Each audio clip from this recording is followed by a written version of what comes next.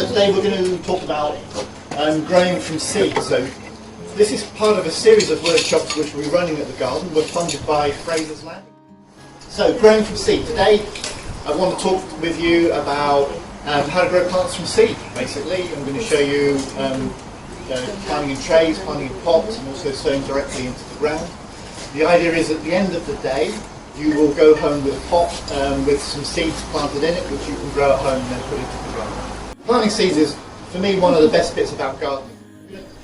Talk about these three different ways. I'm sort of talking about, but direct sowing is good, but if you direct sow, you've got a lot of pests. So, seeding into trays. So when you seed into trays, what you're doing in here is you're going to be growing these seeds on just until they've got the first two sets of leaves. In a seed, in the coating of the seed, in the actual body of the seed, there's enough food for that seed to grow to this height without needing any other nutrients.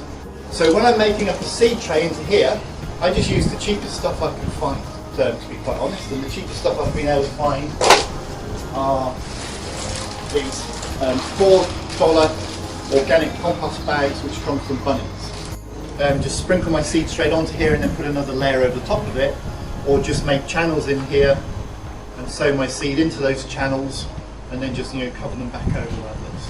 When I come to pots, I'm going to talk about this. I make up a very rich mixture for my pots because there I want the plant to grow on a lot longer. So I'm just using this to strike things and then potting them on or putting them straight out into the plant. You can start them in the tray.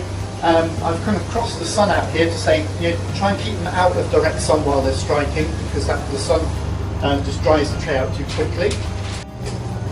For a potting mix, what I want to put in here is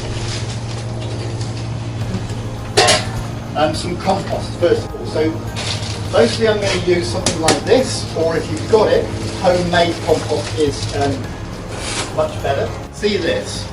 There's a lot of organic matter in there, so this is going to retain moisture really well. And the compost, put that on there, and it. So this on its own I don't think is going to be rich enough, so I'm going to add some things to it. Things I like to add. There's a bag of cow manure.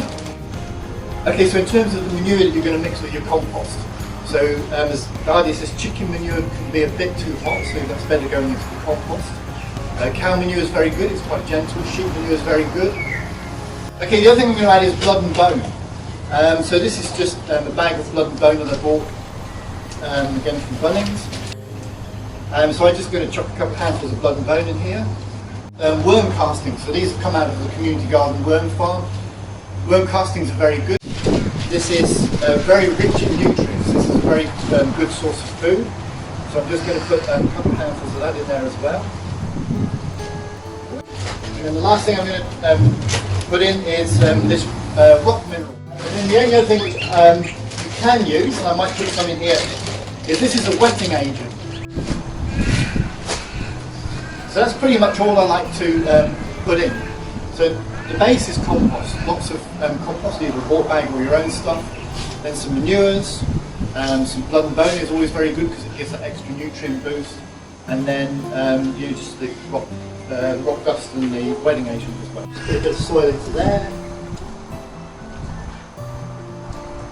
When I'm planting seed, the recommended depth is 2 to 3 times the width of the seed in terms of soil over the top. And this pot needs to stay moist. Now the advantage with the pot is it's going to retain more moisture than the tray. The tray's got a big surface area, it's going to dry faster. This will be easier to keep moist. Cautious of overwatering it, you don't want it to get too wet. After a couple of weeks these will begin to strike.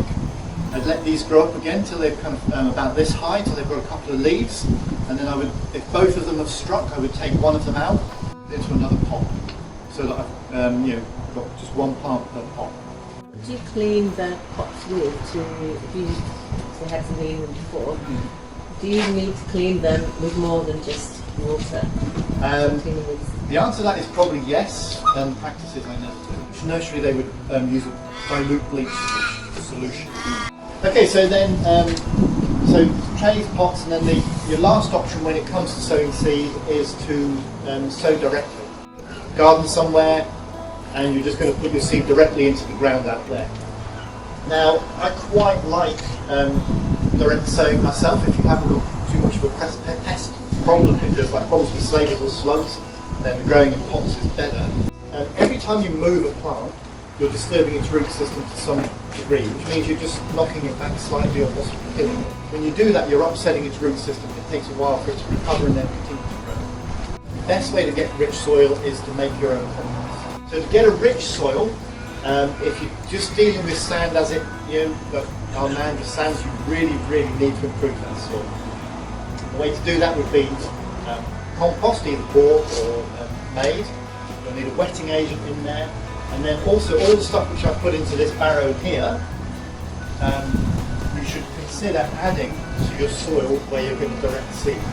So if I was direct seeding, I would take a bed, like an area out here, I would go through with a fork, I would loosen it all up, take the weeds out, make sure the soil's nice and fine, no friable, no big clumps, which is unusual, you need clay for that. And then into that I would put a fresh load of compost, a big wheelbarrow load of compost into an area about this. I would put a wheelbarrow of compost. I put a load of manures, pretty much the way I've shown you here. I'd put blood and bone in there, so long as the dogs weren't going to get into it. And I'd put some of this rock dust, rock mineral in there as well. Always direct sow, but for me, you should always direct sow root crops directly into the garden. So carrots, parsnip, turnips, these sort of any root crop really hates being moved. Things that I like to sow directly is things like melons and pumpkins, zucchinis, where I know they're going to get off to a good strong start.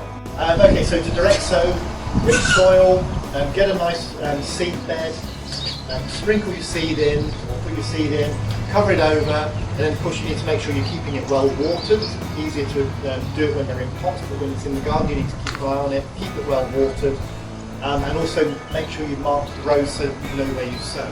As they begin to come up, same as with the seedlings and trays, you do need to thin. So for example, say you were sowing lettuce right now, you'd be trying to put that in quite thin, and then as they came up you'd be thinning lettuces so they were about this far apart. So you're just pulling out the seedlings you don't want. Are there any questions at this stage? The rock dust and the wetting agent, can you add that afterwards, after when you've got things going? Oh yeah, definitely. Okay, so I've got one housekeeping thing which I was supposed to do at the start, which is Christine Reed. That's me. Well, that's you. I recognised you.